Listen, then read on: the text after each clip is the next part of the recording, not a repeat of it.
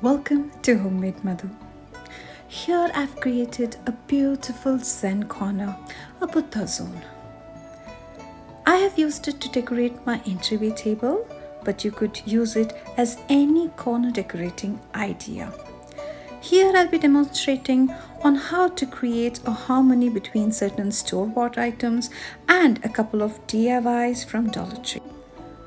Let's check out our first DIY. These are Dollar Tree coasters, and these are transformed into beautiful decorative coasters. There is a link in the description box to the tutorial. Please check it out.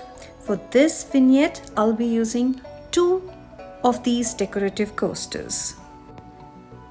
The other 2 Dollar Tree items I'll be using are these 2 glass jars.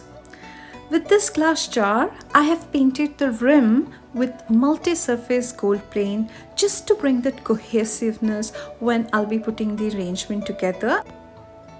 Our next DIY is with this cookie box, also from Dollar Tree. I'm going to transform it into a box which looks like this. This will be acting as a pedestal for my Buddha, just to give it some height. Now to make this, we will be needing black chalk paint. I'll be painting all over this cookie box, let it dry. Then we will be taking green and gold paint and dry brushing all over the box. I'm using these colors because this is what is matching my Buddha. To add the greenery element, I'm using this artificial succulent pot from Michaels. To anchor all our decorative items, I'm using this table mat from Kohl's. And these 3 items are from India. This is greenstone Buddha, quite a heavy one from India. This is a brass lamp, a gift from a very good friend of mine. And this small diya is also a gift from another good friend of mine. In the vignette, I've also used these brass look-alike lanterns. These are actually a DIY from these lanterns. The tutorial for this is coming up very soon. Keep watching this space for that.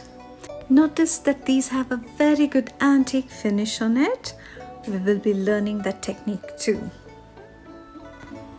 Now it's time to put together our vignette. This is my entry side table and I want to have my Buddha corner here. For this, first let's have an anchor. I have this mat over here. I'm going to place it in the middle of the table like this. Just space it out. Now we'll place our centerpiece, which is Buddha. As I said, the height of this Buddha is less. So to increase it, here I'm placing our DIY box. The texture matches the Buddha. I'm going to place it in the center and then Buddha on top of it. Let's start placing the objects on either sides of the Buddha. We do not want any matchy items on either sides, but also we don't want them to clash with each other. Let's put our greenery element, our pot.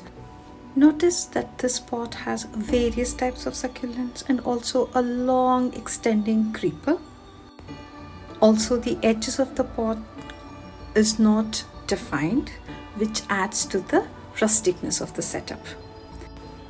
On the opposite side, I'm placing this brass diya.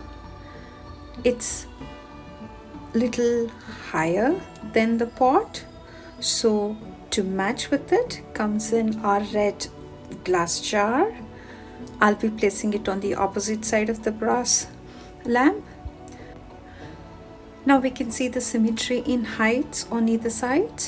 Also, I've painted the rim of the glass jar with gold to go with our brass lamp.